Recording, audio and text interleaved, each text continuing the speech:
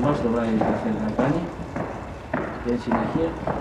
Τόσο θέλετε εσείς να βγείτε. Λοιπόν, πέστε μου πώς ήταν άμα ήταν το πόλεμο. Τράβηξα τα μαρτύρια του Ιησού Χριστού, γιατί εγώ ήμουν από την Αθήνα βεβαίως. When Christina Onassis was 37 years old, she was one of the richest women on the planet, and she had buried almost everyone she loved.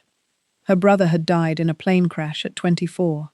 Her mother had died the next year, at 45, of what was officially a heart attack and was widely believed to be an overdose. Her father had died a few months after that, his body and his will broken by the loss of his only son. Her aunt had died before all of them, an apparent overdose in the same family, in the same shadow. By the time Christina was 25, she had inherited the entire Onassis shipping empire, hundreds of millions of dollars, a private island, a fleet of tankers, and the loneliest fortune in the world. She had also inherited what the newspapers had already started calling the Onassis curse, because there was a pattern in that family, and everyone could see it. The money arrived, and the death followed. Aristotle Onassis had built one of the largest private fortunes on earth, and in exchange, it seemed, the family was being erased, one member at a time. His son, gone at 24. His first wife, gone at 45. Himself, gone at 69. His mistress, the opera legend Maria Callas, gone at 53, 2 years after him, alone in a Paris apartment. And now his daughter, the sole survivor, the last one standing, the girl who had gotten everything precisely because everyone else had died. Christina spent the last 13 years of her life as the heir to all of it. She married 4 times. Every marriage ended in divorce. She battled clinical depression, an addiction to prescription pills, and a relationship with food and her own body that tormented her from adolescence until the day she died. She had one daughter, whom she adored, and whom she was determined to raise with the love she herself had never received, because Christina Onassis had grown up in one of the wealthiest families in human history and had been raised, by her own account, by servants, governesses, and strangers, while her famous parents conducted their famous lives somewhere else. On November 19, 1988, Christina Onassis was found dead in the bathroom of a mansion outside Buenos Aires. She was 37 years old. The autopsy found no drugs, no overdose, no foul play. It found a heart attack caused by pulmonary edema, the heart of a 37-year-old woman simply giving out, worn down by years of dieting, pills, depression, and grief.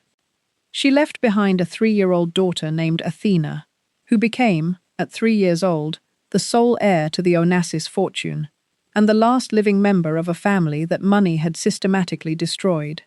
This is the story of Christina Onassis, the girl who inherited everything, and the curse, whatever it actually was, that took it all back. If you're enjoying this story so far, don't forget to hit the like button and subscribe.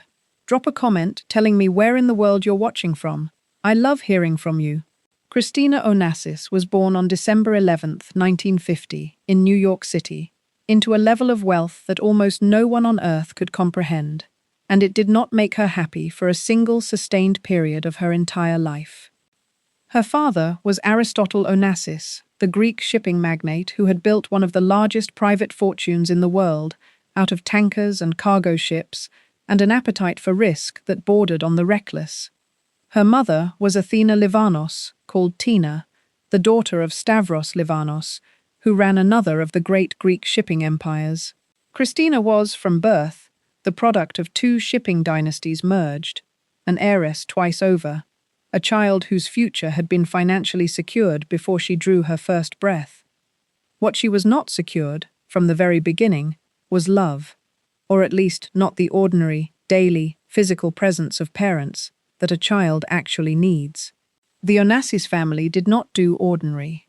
Christina and her older brother Alexander, born in 1948, were raised in the way that the children of the extremely rich were raised in that era, which is to say, they were raised by other people, governesses, nannies, servants, tutors who taught her to speak 5 languages before she was grown: Greek, English, French, Spanish, and Italian.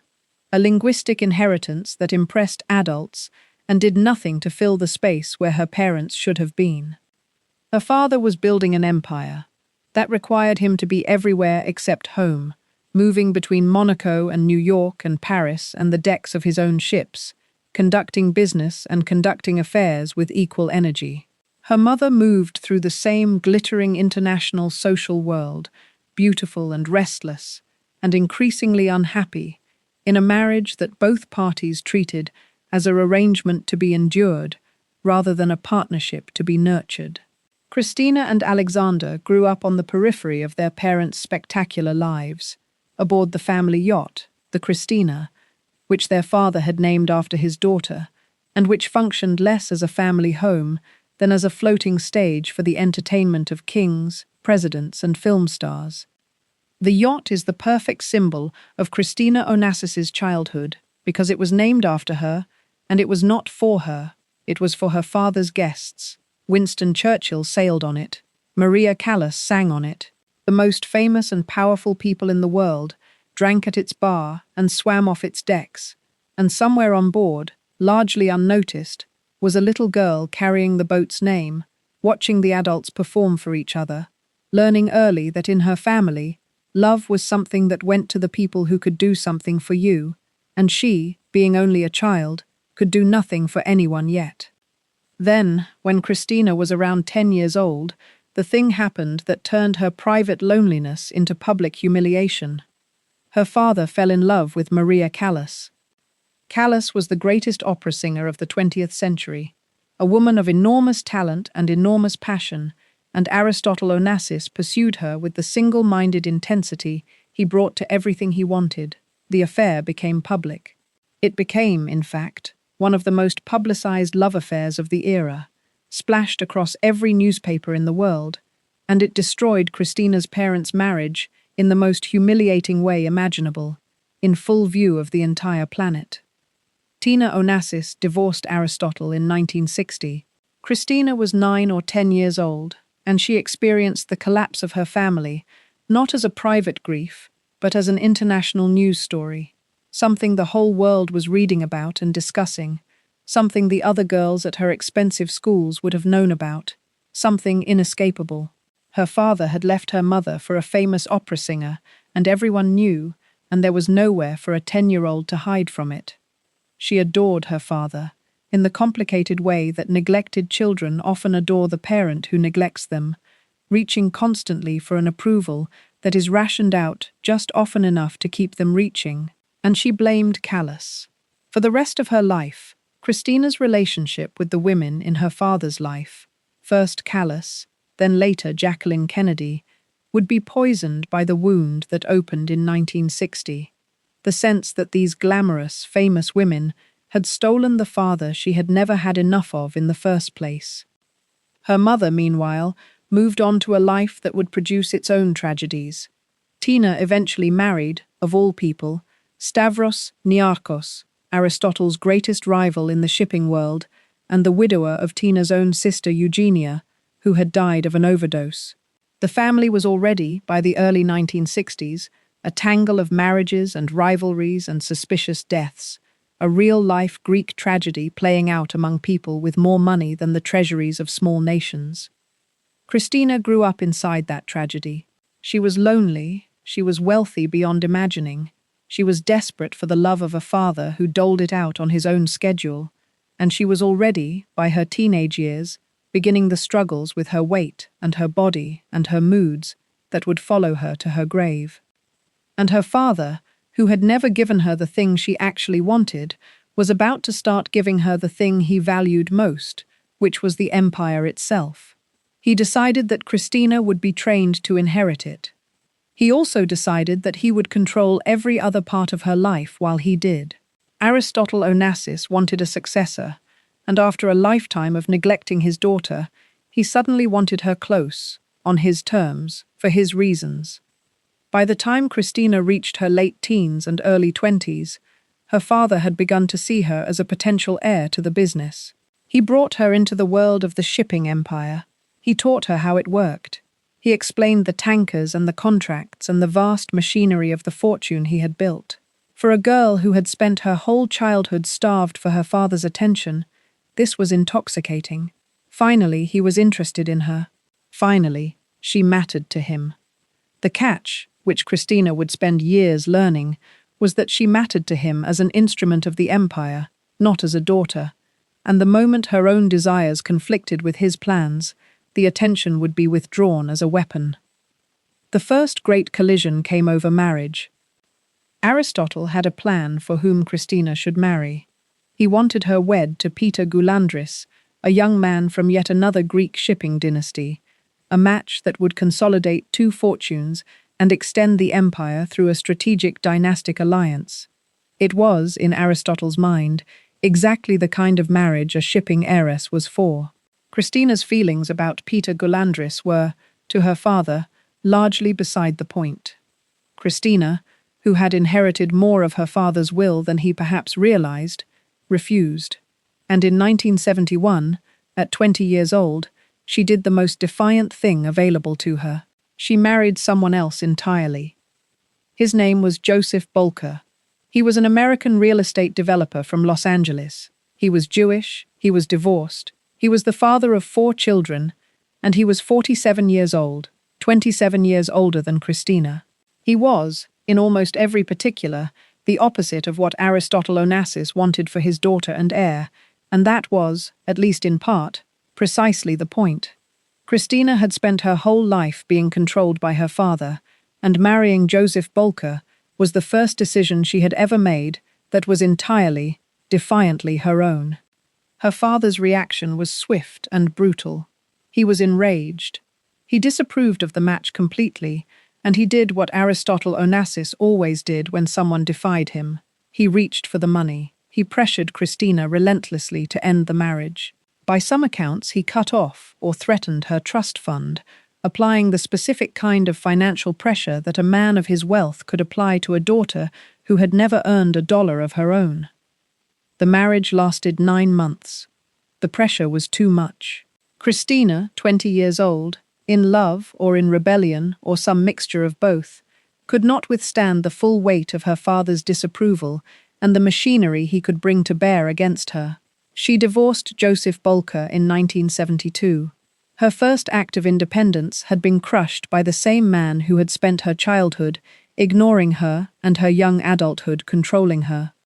And here is the detail that reveals how much the loneliness of that period was already curdling into something dangerous. During this time, in her early 20s, buffeted between her father's control and her own desperate reaching for a life of her own, Christina attempted suicide.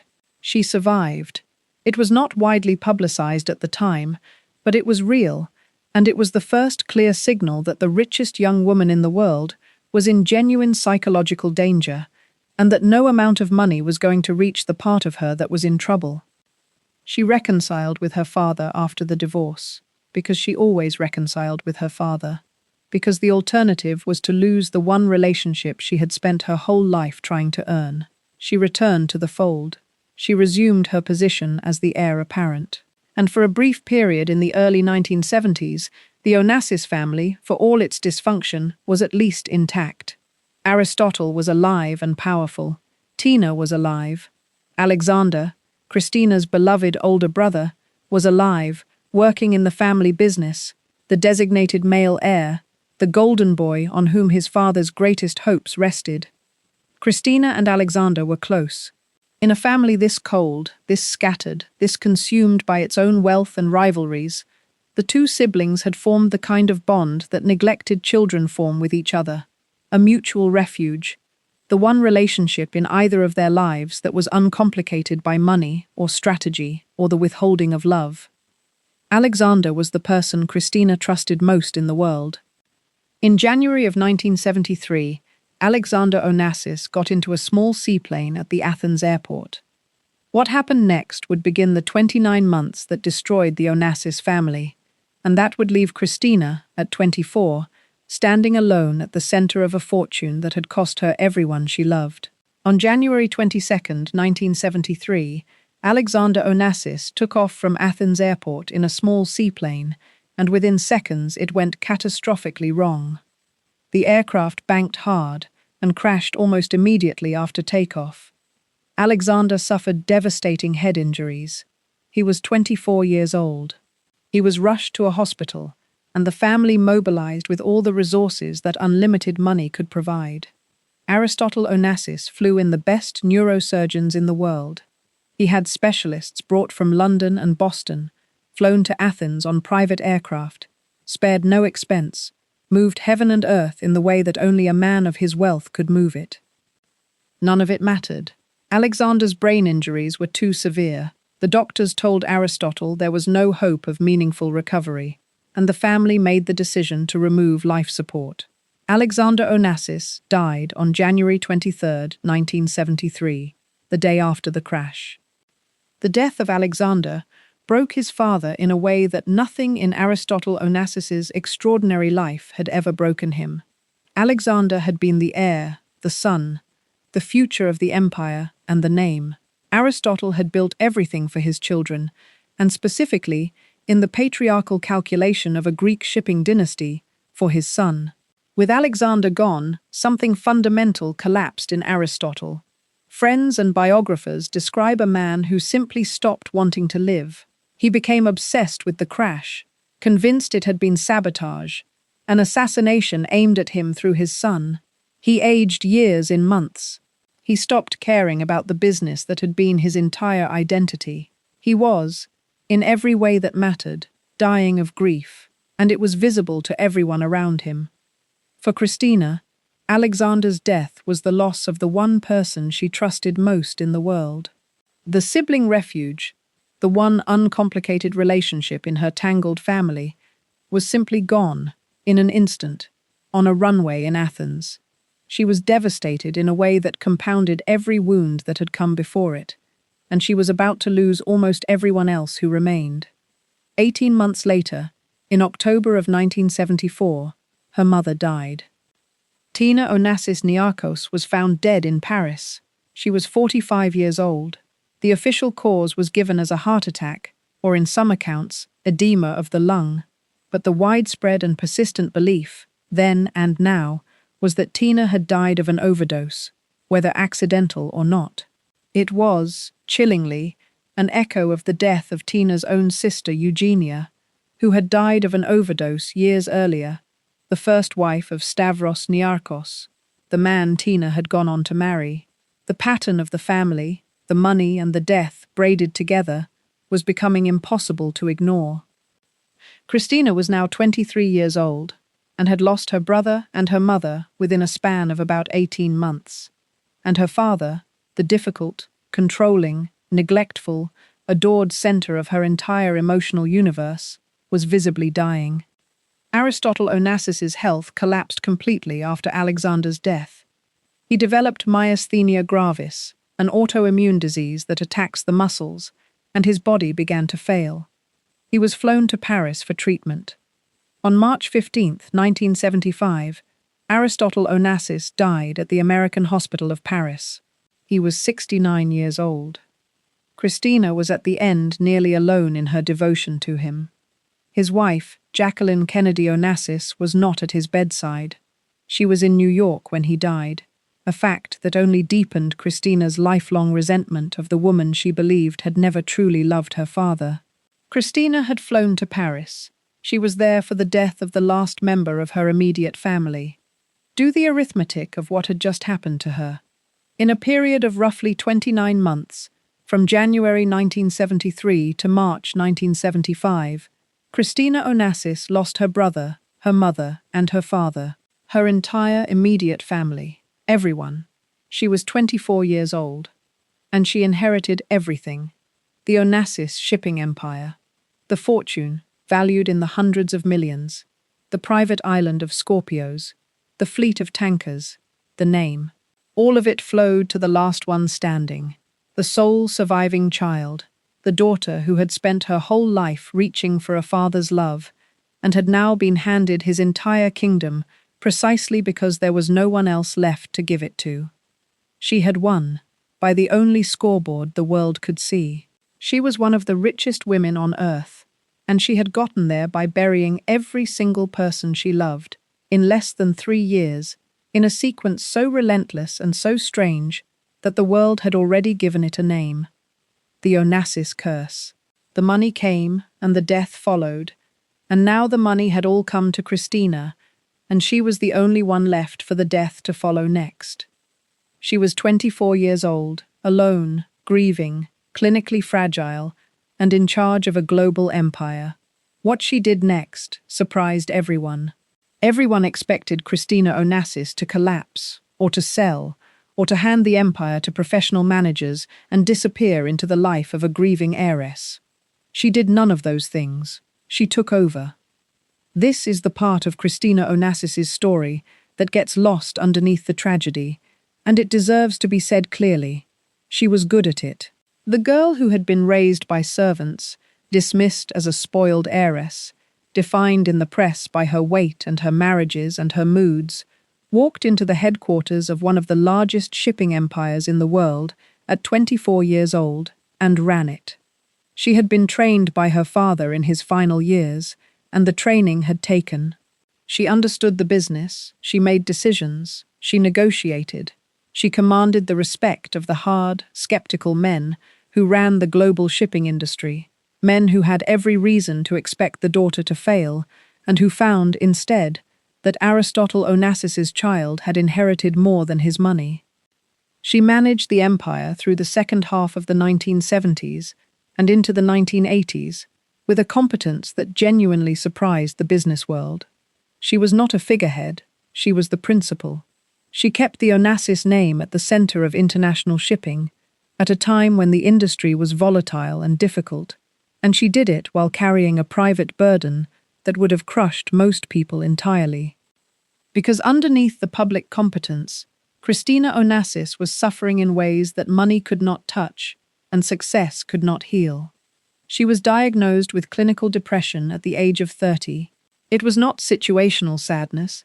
It was a genuine, diagnosable illness, the kind that sits in the chest regardless of circumstances, and Christina's circumstances, the accumulated grief of losing her entire family, the loneliness that had defined her since childhood, gave the depression more than enough to feed on. She was prescribed barbiturates, amphetamines, and sleeping pills, the standard psychiatric pharmacology of the era, and she developed a dependence on them that became its own serious problem. She was, by reliable accounts, hospitalized at least once in the 1970s for an overdose of sleeping pills. And then there was her body, which had been a battlefield since adolescence. This is a part of Christina's story that has to be handled with care, because it was a genuine illness, and it contributed directly to her death. Christina struggled for her entire adult life with her weight, with eating, and with a relationship to food and her own body that tormented her constantly.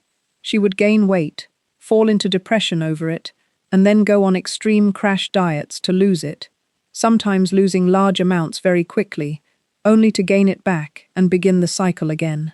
The fluctuations were dramatic and public, and the press covered them with a cruelty that must have been unbearable, turning a suffering woman's illness into gossip column fodder, photographing her at her heaviest and mocking her, then photographing her at her thinnest and speculating. The crash dieting, the pills, the years of putting her body through violent cycles of restriction and regain did real physical damage, particularly to her heart. Doctors and biographers have consistently pointed to this pattern as a direct contributor to the cardiac failure that would eventually kill her at 37. Her body was being worn out decades ahead of schedule by the war she was waging against it. A war that was really a war against the loneliness and grief underneath, fought on the only battlefield she felt she could control. Because that is the thing about Christina Onassis that makes her story so painful. She had everything, literally everything money could buy, and more money than almost anyone alive, and none of it could give her the one thing she had been missing since she was a child, on a yacht named after her, watching her parents entertain strangers. She wanted to be loved, simply, securely, reliably loved, by someone who wanted her, and not her fortune. And the tragedy of being one of the richest women in the world is that she could never fully believe that anyone did. How could she? Every man who approached her had a reason to. The fortune made genuine love almost impossible to verify. If a man loved her, How would she ever know he was not loving the empire? The wealth that the world envied was, for Christina, a wall between herself and the only thing she actually wanted. And she spent her adult life throwing herself against that wall, in one marriage after another, trying to find, on the other side of it, a person who would have wanted her if she had been no one at all. She married 4 times looking for that person. She never found him.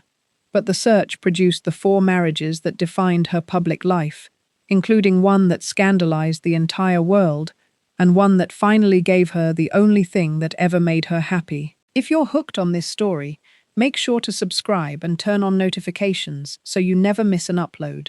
Your support means everything and helps me bring you more emotional stories like this one. 4 marriages in 16 years, each one a different attempt to solve the same problem, which was that Christina Onassis did not believe anyone could love her for herself. The first, to Joseph Bolker, the Los Angeles real estate developer, 27 years her senior, has already been told. It was her rebellion against her father. It lasted 9 months, and her father's financial pressure destroyed it in 1972. The second came fast, and it came in the immediate wake of catastrophe. Just a few months after her father's death in 1975, with the grief of losing her entire family still raw, Christina married Alexander Andreadis, who came, like almost everyone in her orbit, from a Greek shipping family. It had the quality of a decision made by a person in shock, reaching for stability, for family, for a connection to the Greek world her father had come from. It did not work. The marriage lasted a little over a year and ended in divorce in 1977. She was reaching, and she was grabbing the wrong things, because a woman drowning in grief does not choose partners wisely. The third marriage is the one that made headlines around the world, because it seemed, on its face, impossible.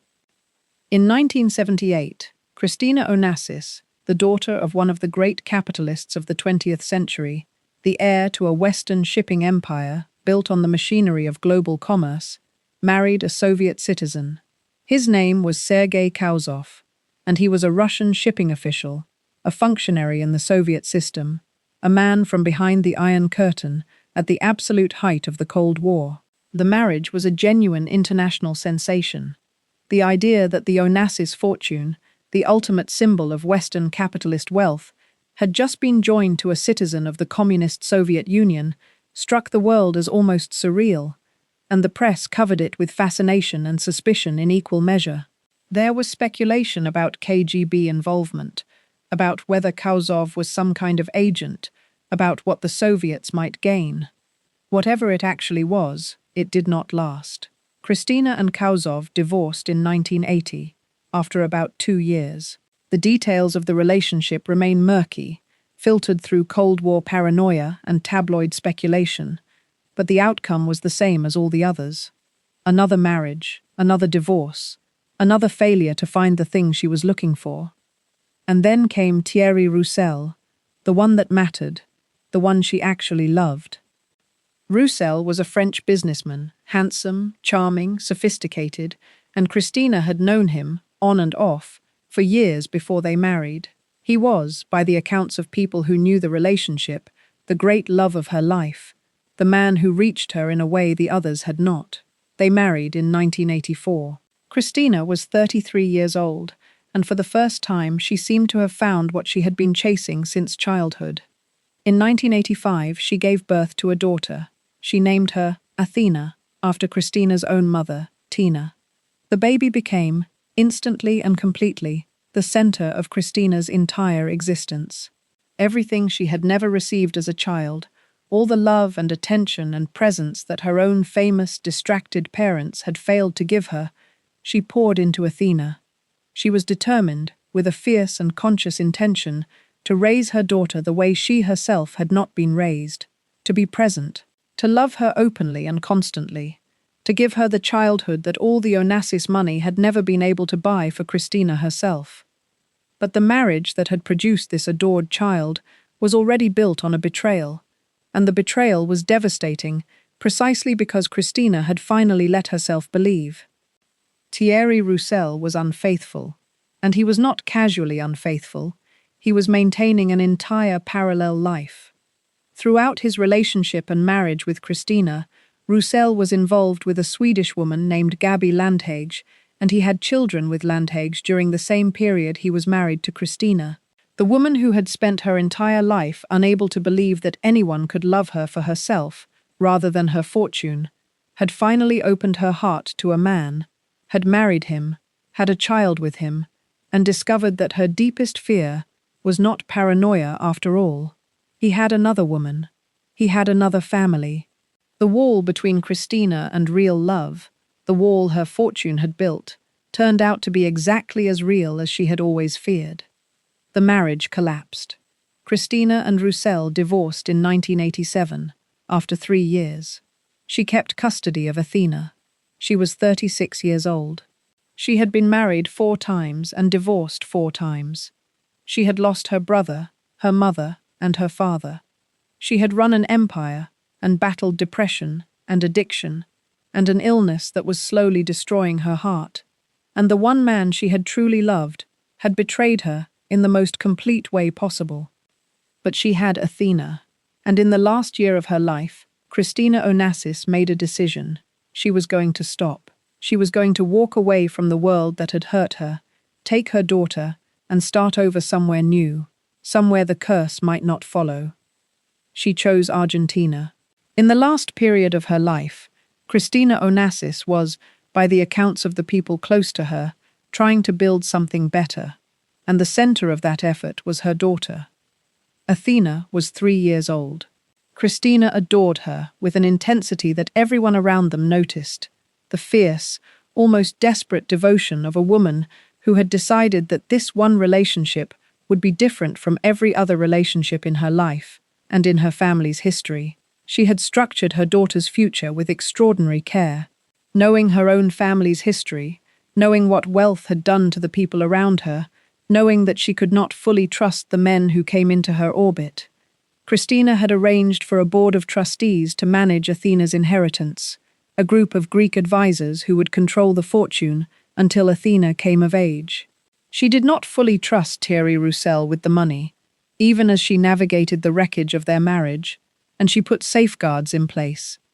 She was thinking, in other words, about the future, about protecting Athena from the very forces that had shaped and damaged Christina's own life. This was not a woman who had given up. This was a woman trying, against enormous internal weight, to break the pattern, to be the mother she had never had, to give her daughter a life that money would serve rather than poison. She wanted a fresh start. She had grown weary of Europe, of the press, of the constant scrutiny, of the world that had watched and photographed and mocked her for her entire life. And she found herself drawn to Argentina, where she had friends, where the pace of life was different, where she could perhaps build a quieter existence for herself and Athena, far from the places where every Onassis tragedy had unfolded. In November of 1988, Christina traveled to Argentina. She was staying at an exclusive country estate in Tortuguitas, outside Buenos Aires, with friends, the Argentine family of a woman she was close to. By many accounts, she was genuinely considering relocating there, starting the new life she had been dreaming of, giving Athena a childhood in a place untouched by the family's grim history. She was 37 years old. She had survived so much: the brother, the mother, the father, the 4 marriages, the depression, the addiction, the betrayal. She had run an empire and raised a daughter, and endured a level of public cruelty about her body and her personal life that few people ever face. And she was, in that Argentine November, trying to begin again. On the morning of November 19th, 1988, Christina Onassis did not come out of her room. Her body was found in the bathroom of the mansion. She had died sometime that morning. She was 37 years old.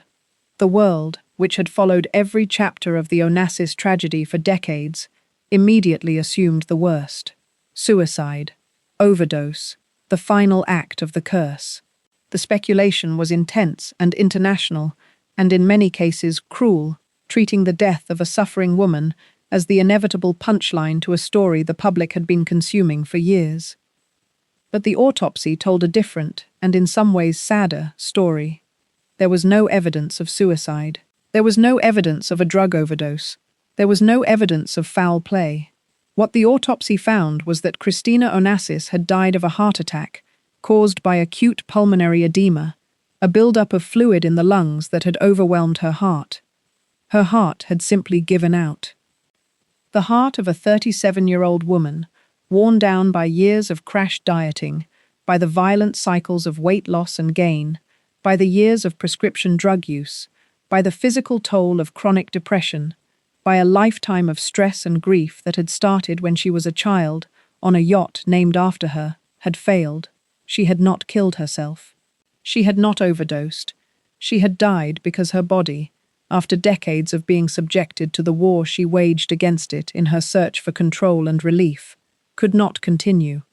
It was not the melodramatic ending the tabloids wanted. It was quieter and more terrible than that. Christina Onassis was not killed by a single dramatic act. She was killed by the slow accumulation of a lifetime of pain, expressed through her body, until her heart could not take any more. She left behind a 3-year-old daughter in a mansion in Argentina, half a world from home.